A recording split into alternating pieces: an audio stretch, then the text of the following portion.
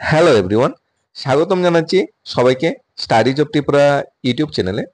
আমাদের ত্রিপুরা রাজ্যে সবচেয়ে বেশি বর্তমানে যেটা হচ্ছে অবসরপ্রাপ্তদের পুনর্নিয়োগ, অর্থাৎ যারা চাকরি শেষ হয়ে গেছে, চাকরি শেষ হওয়ার পর পেনশন, একাতে পেনশন পাবে, একাতে বেতন পাবে, আর বেকাররা পথে নামবে। হোক গতকালকে টেট এক্সাম বেকারদের পথে নামা, হোক জেআরবিটি, হোক ফায়ার সার্ভিস, হোক জেল পুলিশ, হোক আমাদের স্পেশাল এক্সিকিউটিভ, সবাই পথে নামবে চাকরির আশায়।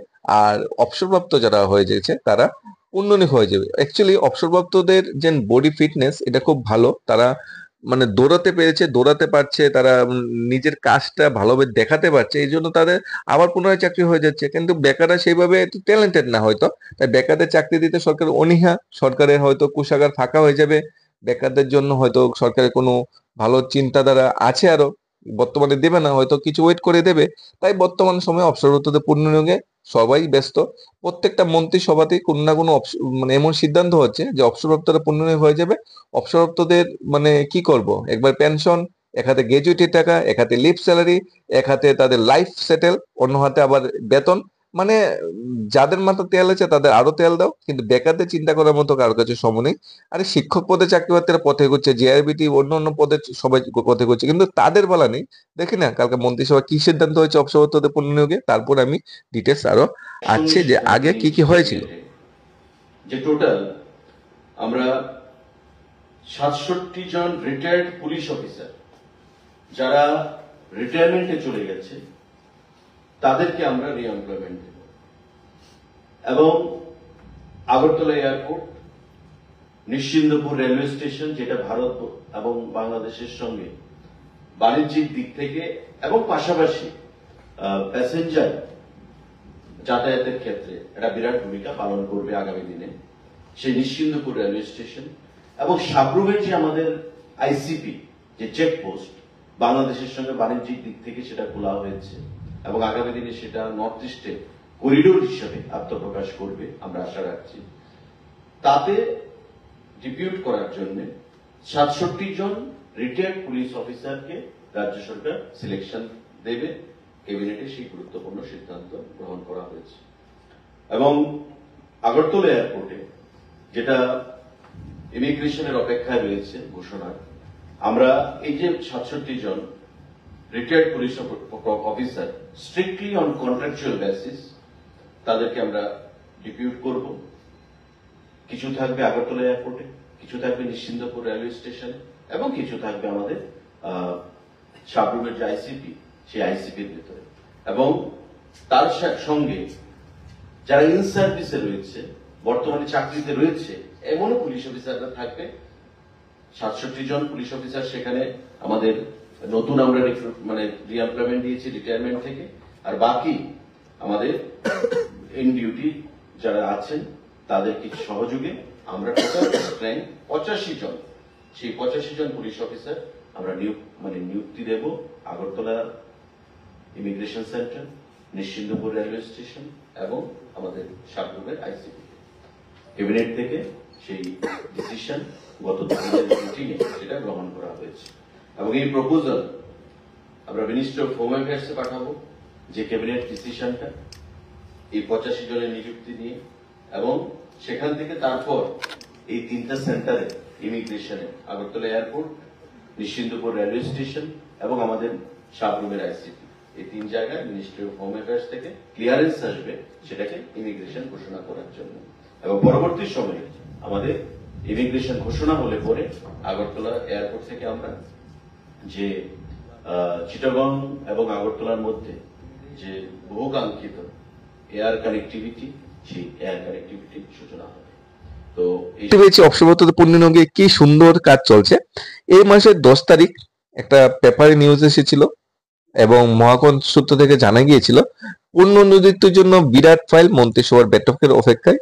অর্থাৎ মন্ত্রিসভার বৈঠকের অপেক্ষায় যেটা চলছিল পুনর্নিযুক্তির ফাইলগুলো, সেগুলো মন্ত্রিসভায় উঠেছে এবং মন্ত্রিসভা সেগুলোকে অ্যাপ্রুভাল দিয়ে দিয়েছে। মানে কি বলবো, একজন অবসরপ্রাপ্ত চাকরি যে 2021-এ চলে গিয়েছিল, উনার চাকরি 22, 23, 24 বছর স্টেপ বাই স্টেপ বাড়ানো হচ্ছে, এমনকি মিনিস্টারের ওয়াইফের চাকরিও স্টেপ বাই স্টেপ বাড়ানো হচ্ছে।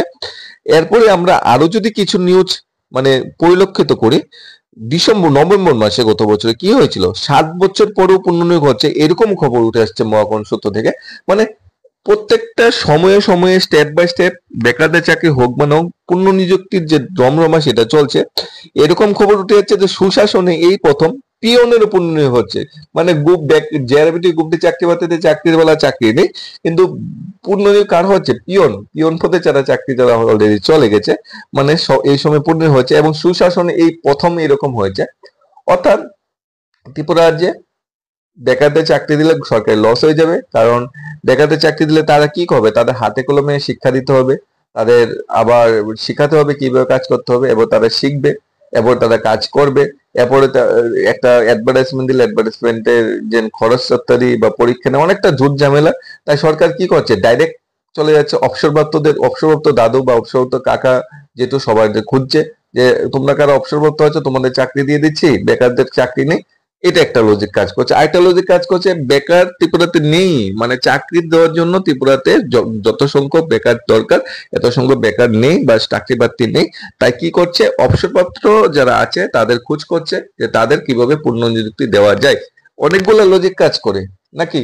কিন্তু এই যে গতকালকে মন্ত্রিসভার সিদ্ধান্ত হয়েছিল 85-66 কতগুলা, 2টা প্লাস কতগুলা পোস্ট, এই পোস্ট গুলা কোন ডিপার্টমেন্টে নিয়োগ করা হচ্ছে, হোম ডিপার্টমেন্টে নিয়োগ করা হচ্ছে। তাই হোম ডিপার্টমেন্টে এই অবসরপ্রাপ্ত কর্মচারীদের নিয়োগ না করে বা অফিসারদের নিয়োগ না করে স্পেশাল এক্সিকিউটিভ পুলিশ কনস্টেবল চাকরি প্রার্থীদেরকে অফারটা দেওয়া যেত না, তাদের কি প্রসেসটা কমপ্লিট করা যেত না? কেন এই পুলিশ কনস্টেবল বা স্পেশাল এক্সিকিউটিভদের চাকরি প্রত্যাশী ভাই বোনদের এইভাবে পথে ঘাটে ঘুরাবো? তাদের কি মানে গার্জিয়ান নেই, তাদের কি মানে ভবিষ্যৎ নেই? হ্যাঁ, এরপরে মন্ত্রী মিনিস্টার বিভিন্ন সবাই বলবে, কৃষি সভা বলবে, সেই সবাই বলবে কি বলবে, যে চাকরি কি সবকিছু সলিউশন নেই, লোন নো, লোন নিয়ে ব্যবসা বাণিজ্য করো। সবগুলা মন্ত্রী মিনিস্টার ছেলে যদি তোমরা পরিলক্ষিত করো, সবাই উচ্চশিক্ষিত এবং সবাই চাকরি করছে, কোনো চাকরির সন্ধান করছে। কোন মন্ত্রী মিনিস্টারের ছেলে এক দুজন বিজনেস করছে, লোন নিয়ে বিজনেস করছে, শুকর পালন করছে, হাঁস পালন করছে, পানের দোকান দিচ্ছে? আছে নাকি? এরকম একটা খুঁজে পাবে না খানি, পাবে না। কিন্তু আমরা সেটা করতে হবে, আমাদের সেরকম উপদেশ দেওয়া আছে, কারণ আমরা তো তাদের ছেলে নয়, আমরা তো তাদের মানে কাঠের পুতুল। তাই আমাদের জন্য একরকম নিয়ম, নিজের পরিবার আত্মীয় স্বজনের জন্য একরকম নিয়ম, কাছের বন্ধু বান্ধবের জন্য একরকম নিয়ম, বেকারদের জন্য একরকম নিয়ম। হয়তো বুটটা বেকাররা দেয়নি, তারা আত্মীয় স্বজন বা কাছে দিতে যারা আছে তারা হয়তো বুটটা দিয়েছে, বেকার হয়তো সেভাবে বুট দেয়নি। তাই বেকারদের চিন্তা করার জন্য কোনো সময় নেই। পিয়ন পদে পুনর্নিয়োগ, পিয়ন পদে কেন আমি একজন গ্রুপ ডি কর্মচারীকে পুনর্নিয়োগ দেবো বলো? অলরেডি তো ওনার চাকরি খেয়েছে, 60 বছর হয়েছে ওনার চাকরি শেষ হয়েছে। এখন উনি কি পাবে? উনি পেনশন পাবে, মাসে মাসে পেনশন পাবে। যদি 60,000 টাকা বেতন হয়, 30,000 টাকা পেনশন পাবে। লিপ স্যালারি পাবে প্রায় 5-6 লাখ টাকা, গ্র্যাজুইটি পাবে 5-6 লাখ টাকা। এরপরে তো আরো অন্যান্য সুযোগ সুবিধা আছে। এরপরে ওনাকে কেন আবার নতুন করে চাকরিটা দেওয়া হবে? ওই জায়গায় একজন বেকারকে চাকরি দেওয়া যেত না? একজন কর্মচারীর 50,000 টাকার যদি নিয়োগের বেতন দেওয়া হয়, সেই জায়গায় স্পেশালি যদি 5 জনকে চাকরি দেওয়া যেত, পুলিশ কনস্টেবল 2 থেকে 3 জনকে চাকরি দেওয়া যেত। কিন্তু সরকার সেই পথে আসছে না। সরকার শুধু পুনর্নিযুক্তির গল্প শুনিয়ে যাচ্ছে। প্রত্যেকটা মাসে মাসে এরকম সিদ্ধান্ত হচ্ছে, মানে দেখছে কোথায় লোক লাগবে, এখানে 10 জন লোক দরকার, ওই ডিপার্টমেন্ট থেকে 10 জনকে পুনর্নিযুক্তি দিয়ে দেবো। কারণ বেকারদের দিলে কি করবে, সময় লাগবে, আর এখান থেকে আমরা রেডিমেড পেয়ে যাচ্ছি। মানে আর বেকাররা কাজ পারে না, কাজ তাদের শেখাতে হবে। এরপরে যে আরো লজিক কাজ করছে, আরো তো লজিক আছে বেকারদের ঠকানোর জন্য। বেকারদের ঠকানোর তো লাইসেন্স নিয়ে রেখেছে JRBT, special executive, fire service, jail police, police constable. কোনটা নিয়োগ করছে? ওদের বেলা তো পুনর্নিযুক্ত হচ্ছেন বা ওদের বেলা তো নিয়োগ হচ্ছে না। নিয়োগ, ওদের নিয়োগটা কিভাবে হবে? ভ্যাকেন্সি, এখানে আমরা সবাই বলি সরকারি দপ্তরে তো ভ্যাকেন্সি আছে, হিউজ নাম্বার ভ্যাকেন্সি আছে। সেই ভ্যাকেন্সিতে সরকার এনি টাইম নিয়োগ করতে পারে। কিভাবে নিয়োগ করবে সেই ভ্যাকেন্সি গুলোতে? ওই ভ্যাকেন্সি তো আমরা জানি আছি, তোমরা জানা আছো, সরকারের কাছে তো ওই ভ্যাকেন্সি গুলো নেই। কারণ সরকার কি করছে, চাকরির মেয়াদ শেষ হলে আবার তাদের পুনর্নিযুক্তি দিয়ে দিচ্ছে, মানে ভ্যাকেন্সি খালিই করছে না। খালি করলে কি হবে, সরকারি চাকরি দিতে হবে, বেকারদের চাকরি দিতে হবে, তাদের পথে ঘাটে ঘুরাবো কিভাবে, চাকরি দিতে হবে। গতকালকে দেখলাম টেট উত্তীর্ণ চাকরি প্রত্যাশী ভাই বোনরা 2022 সালে পাস করে বসে আছে, তাদের চাকরি নেই। আর ওই দিনে মন্ত্রিসভা সিদ্ধান্ত হয়েছে পুনর্নিযুক্তি।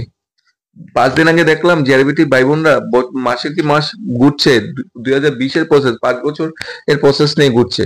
তাদের বেলা কি চাকরি নেই, কিন্তু মন্ত্রিসভায় পুনর্নিযুক্তি হয়ে যাচ্ছে। জেআরবিটি বিষয়ে কোশ্চেন করলে ভেরি শর্টলি মানে আরো 5 বছর, এরকম বোঝাচ্ছে নাকি? তারপরে ফায়ার সার্ভিস বলে রিক্রুটমেন্ট ক্যান্সেল করার পথে যাচ্ছে তারা। কি ধরনের কিন্তু মন্ত্রিসভায় কি হচ্ছে? পূর্ণ নিযুক্তি। জেল পুলিশ, আরে এক্সাম নেওয়ার সময় নেই, 2-3 বছর হয়ে গেছে তারা ফিজিক্যাল ফিটনেসে দিয়ে বসে আছে, কিন্তু তাদের বেলা সময় নেই, সময় আছে কি জন্য? পূর্ণ নিযুক্তির জন্য। তারপরে যে অন্যান্য চাকরিগুলো স্পেশাল এক্সিকিউটিভ ডিসেম্বর 2022-এর ভিতরে কমপ্লিট নিয়োগ করার কথা, কিন্তু তাদের নিয়োগ করছে না, নিয়োগ করছে কাদের? পূর্ণ নিযুক্তি। এসটিজিটি বায়ুমন্ডল 2022 সালে বিজ্ঞপ্তির মূলে ভালোভাবে পরীক্ষা দিয়ে এসেছে, এখন রেজাল্ট এবং নিয়োগের জন্য সুপ্রিম কোর্টের দ্বারবানি খেতে হচ্ছে, কিন্তু ওদের কালা সময় নেই। সময় আছে কার জন্য? সরকারের ওই যারা অবসরপ্রাপ্ত হয়ে যাবে তাদের পূর্ণনিযুক্তি ফাইল মহাকরণে প্রতিদিন যাচ্ছে, প্রতিদিন সাইন হচ্ছে, প্রতিদিন নতুন নতুন চাকরি হচ্ছে, কিন্তু সেই চাকরিটা বেকারদের করে যাচ্ছে না, সেই চাকরিটা যাচ্ছে যারা অলরেডি চাকরিতে রিটায়ারমেন্ট হতে চলে গেছে তাদের করে। এরকম আরো গল্প আছে, আমরা 10 দিন আগেও একটা ভিডিও নিয়ে এসেছি, 2 মাস আগেও নিয়ে এসেছি। প্রত্যেকটা যদি ইউটিউবে সার্চ করো অবসরপ্রাপ্তদের পূর্ণ নিযুক্তি, দেখবে কতগুলা ভিডিও পেয়ে যাবে আমাদের চ্যানেল, অনেকগুলো পেয়ে যাবে, মানে তোমরা সার্চ করে দেখতে পারো মানে কতগুলো পূর্ণ নিযুক্তি হয়েছে বর্তমানে আমাদের ত্রিপুরা রাজ্যে। তোমরা যদি ভেবে নাও যে এই গতকালকে মন্ত্রিসভায় একটা সিদ্ধান্ত হয়েছে পূর্ণ নিযুক্তি, এরকম নয়, এরকম মাসকে মাস বছরকে বছর তোমরা অনেকগুলা হয়েছে, তোমরা সার্চ করে দেখে নিতে পারো বা গুগলে দেখে নিতে পারো, টাইপ করে দেখে নিতে পারো, ত্রিপুরা সরকারের অফিসিয়াল ওয়েবসাইট ভিজিট করে নিতে পারো। মানে বেকারদের চাকরি যদি 10টা হয়, পূর্ণ নিযুক্তি 15টা হচ্ছে। এই ধরনের কাণ্ডকীর্তি ত্রিপুরা রাজ্যে হচ্ছে। আর বেকারদের চাকরি হচ্ছে কই? ডিসিশন হচ্ছে। চাকরির হওয়া আর ডিসিশনের ভিতরে দুইটা পার্থক্য।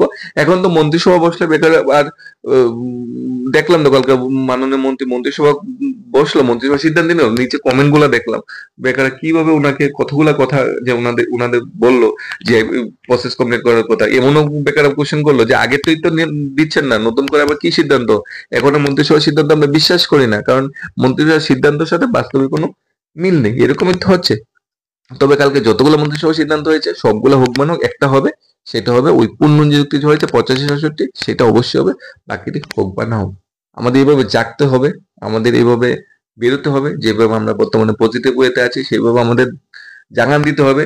হোক আমি টেট পরীক্ষার্থী, হোক ফায়ার সার্ভিস, হোক জিআরবিটি, হোক জেল পুলিশ, হোক পুলিশ কনস্টেবল, হোক স্পেশাল এক্সিকিউটিভ, সবাইকে জাগান দিতে হবে যে আমাদের আগে, অবসরপ্রাপ্তদের পরে। অবসরপ্রাপ্ত না নিলেও চলবে, কিন্তু বেকারদের চাকরি অবশ্যই দিতে হবে। ত্রিপুরা যে এই রকম পরিস্থিতি কোনো সময় সৃষ্টি হয়নি যে প্রত্যেকটা ডিপার্টমেন্টের চাকরি বাসীদের পথে নামতে হচ্ছে, রাস্তায় নামতে হচ্ছে চাকরির জন্য, কিন্তু অবসরপ্রাপ্তদের নামতে নামতে হয় না, তারা ডাইরেক্টলি অফারি পেয়ে এবং জয়েনিংটা সেরে নেয়। ধন্যবাদ সবাইকে। Study job Tripura YouTube